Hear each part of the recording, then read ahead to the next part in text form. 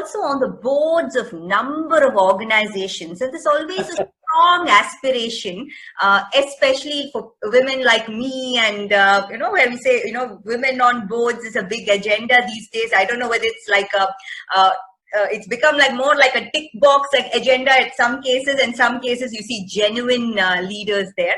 But there is a lot that both men and women, both the genders, need to develop to move, and for boards to invite us and things like that. What's really the trick there, KV? What should we all be doing differently than what we are doing? Good one. I suppose there is no trick really.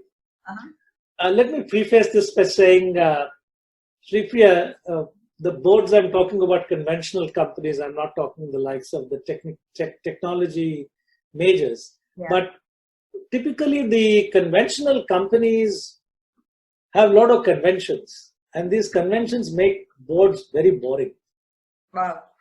Boards can be one of the most boring places to be, most predictable, and they always seem to associate gray hair with wisdom. And experience with capability. So there are a lot of fixes which are there in conventional boards, how they do. And therefore, there are two ways that you come into a board. To answer your question, one is you are networked in and and somebody refers you and you get it. Yes. The second is you come on the basis of merit. There are a few boards which think, let's get somebody who's dissimilar to us. Let's get someone who can bring in a different perspective.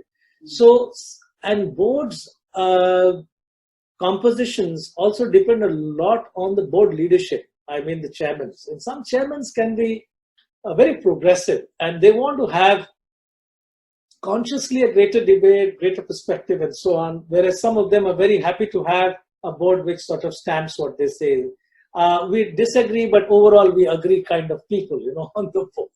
So there are different styles, and different sectors have different kinds of boards. Now coming to women, I think all boards pay lip service to the fact that we would like to have gender balance and we would like to have women and so on.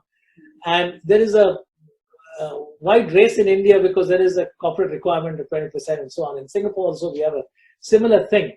But there is a challenge to find willing, capable women who would like to come into the board and can bring that perspective and that balance as well. And I'm a great proponent that a part of the board, at least a third of the board composition, should be people who are extremely dissimilar. At one of the talks, I gave a keynote at the Institute of Directors of India, where I said, why don't we get an artist? Why don't we get a musician? Why don't you get a sportsman? Why don't you get a chef to sit in? Because today the boards are getting more of the same.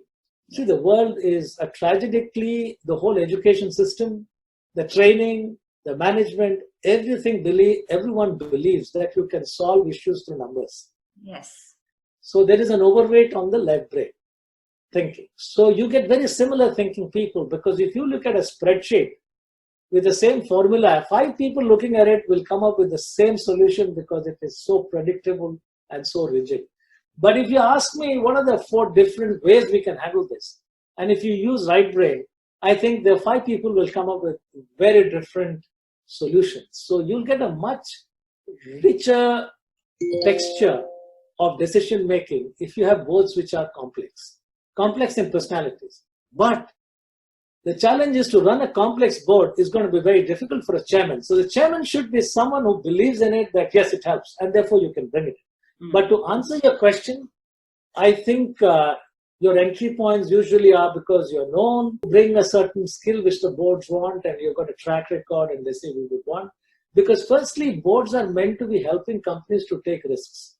Yes. So that they can grow. And without risk, there is no growth. But most boards are risk averse totally. And they only think that their job is to actually risk manage, which is true. Yet, risk management doesn't mean no risk. Risk management means taking some good risks, calculated risks, so that the companies can grow. So I would always vote, or I will always lean in favor of board leaderships where we can bring very different people and a lot of women. I've been on boards where there are women, and they bring some phenomenal perspectives that sometimes just the men can't be sensitive to some of it, particularly on public boards and institutions. I've seen women contributing tremendously to it. Wonderful, wonderful. Tremendously.